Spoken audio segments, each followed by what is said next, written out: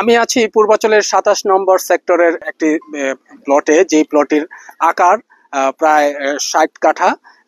যেই প্লটের মালিকানা নিয়ে সম্প্রতি ভাইরাল ইস্যু হয়েছে যে সাবেক প্রধানমন্ত্রী শেখ হাসিনা এবং তার পরিবারের লোকজনের নামে এই প্লটটি বরাদ্দ দিয়েছিল রাজুক, যেটি ৫ আগস্টের পর থেকে একটি বিতর্কের সৃষ্টি করে। খোদ রাজুকের যেই ঢাকার কার্যালয় সেখানে এই ফাইল গায়েবের একটি ঘটনা ঘটে, সেখানে একটি বিক্ষোভের ঘটনা ঘটে, কিন্তু এই ফাইল পাচ্ছিলেন না। অবশেষে সেই ফাইলের খবর মিলেছে, যেই ফাইলে দেখা যায় যে আমার পিছনে যেই প্লটটি আছে সেই প্লটের পূর্বাচলের ২৭ নম্বর, পূর্বাচল নতুন শহরের ২৭ নম্বর সেক্টরের ৬টি ১০ কাঠার প্লট একত্রে বাউন্ডারি করা রয়েছে, যেখানে মালিকানা স্থানীয় আদিবাসীরা দাবি করেছেন যে এই প্লটের মালিক হচ্ছেন সাবেক প্রধানমন্ত্রী শেখ হাসিনা, তার ছেলে সজীব ওয়াজেদ জয় এবং পুতুল সাইমা ওয়াজেদ পুতুল, পাশাপাশি তার বোন শেখ রেহানা এবং তার ছেলে রেদওয়ান সিদ্দিকী এবং তার মেয়ে আজমি সিদ্দিকী।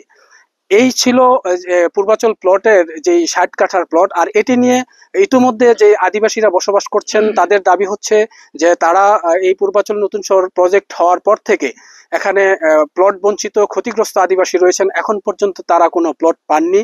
ফলে তারা এই ৬০ কাঠার এই প্লটটি, একত্রিত করা প্লটটি তারা বাতিল চেয়ে ইতিমধ্যে আন্দোলনের প্রস্তুতি নিচ্ছেন।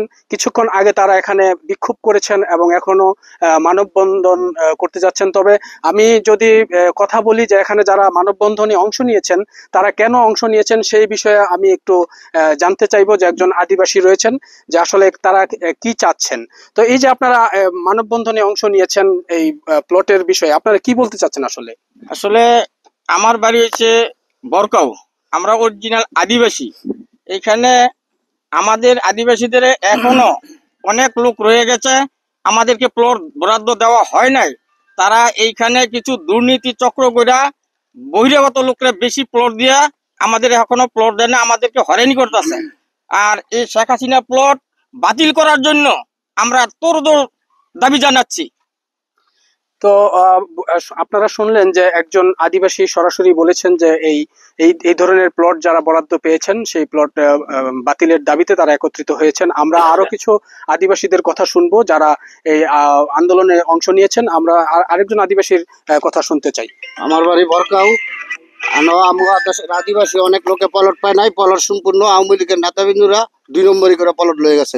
শেখ হাসিনায় পলট দিছে, শেখ হাসিনার বোন শেখ রেহানা একটা পলট দিছে। আমরা অনেকে ক্ষতিগ্রস্ত, অনেকে ৫০ বিঘা ৬০ বিঘা ১০ বিঘা ৩০ বিঘা গেছে, কিন্তু জমি গেছে এই পূর্বাচল শহরে আমাদের নামে ৩ কাঠা প্লট বরাদ্দ দেওয়া হয়েছে।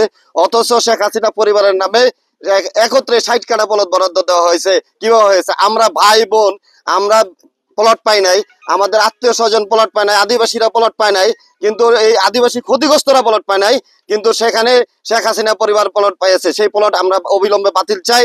এই প্লট যদি বাতিল না করা হয় তাহলে আমরা এই পূর্বাচলের আদিবাসী সকল নেতৃবৃন্দ সহ সবাই, আমাদের যারা ক্ষতিগ্রস্ত আছে আদিবাসী আছে, সবাইকে নিয়ে আমরা বিক্ষোভ মিছিলে অংশ নিব এবং বিক্ষোভ করব যতক্ষণ